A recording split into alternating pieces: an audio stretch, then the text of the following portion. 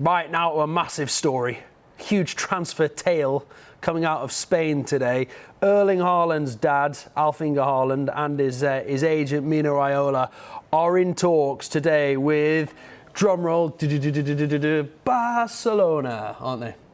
Darmish. Yeah, you're not wrong. Darmish is here with us, of course, because it's a big transfer tale. We always have to get Darmish's view on it. And we've also got a Spanish football expert, Alvaro Montero, who joins us as well. Alvaro, thanks so much to you for coming on as well. Darmish, I'll come to you in a second, but I'll come to you first, Alvaro. What do we know that's happening today? You have explained it perfectly. Mino Raiola and Haaland's father, Alfin, had arrived at 9:30 in the morning in El Prat airport in Barcelona.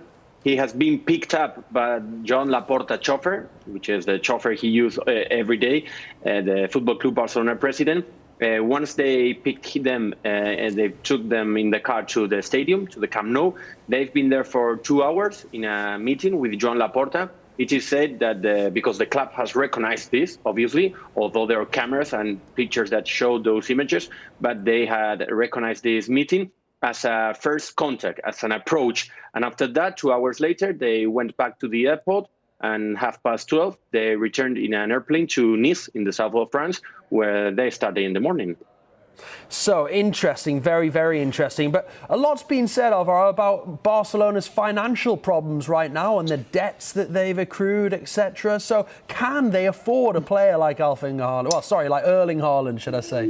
That's a good question, because we have to remember that, for example, Football Club Barcelona, in the next 2-3 months until June, they have to pay 730 million euros in a huge debt they've got of more than 1 billion euros.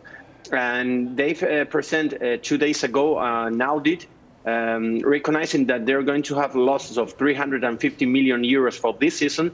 Next season, they will keep on red figures, red numbers for sure, and counting on keeping Leo Messi and signing one huge player, for example, like Kylian Mbappe or Erling Haaland, for instance, they could have green numbers and they could have benefits, but not until 2022, 2023. 23. So we are talking about in the next 2 seasons, they are going to be in red figures. Interesting. So, yeah, Alvaro saying there could be Erling Haaland, could be Mbappe. I mean, Barcelona looking to sign one big player.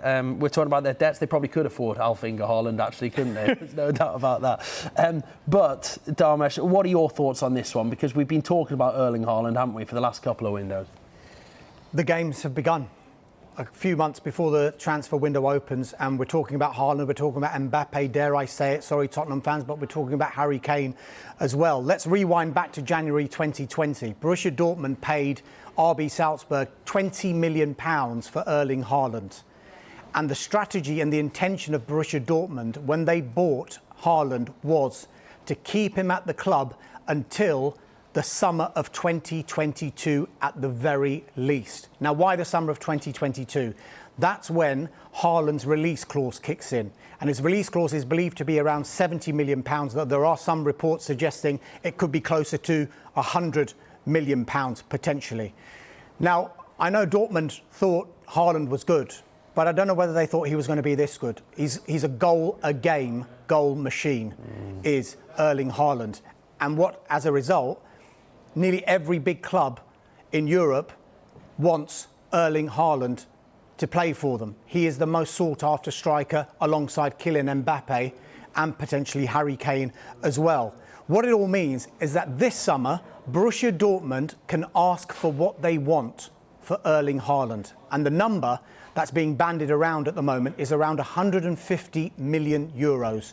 If I do my maths very, very quickly, Pete, that's around 130 million pounds. However, the feeling that I'm getting from Germany and our colleagues at Sky in Germany is that Haaland staying for one more year until the summer of 2022 is seen to be more valuable to Borussia Dortmund than a potential increase in the transfer fee, because there could be a huge discrepancy between what they could get this summer and what they can get next summer. Add to that, there's another issue. His name is Jadon Sancho. Remember him? Now, the smart money in Germany is that Jadon Sancho will be the one who departs Borussia Dortmund this summer.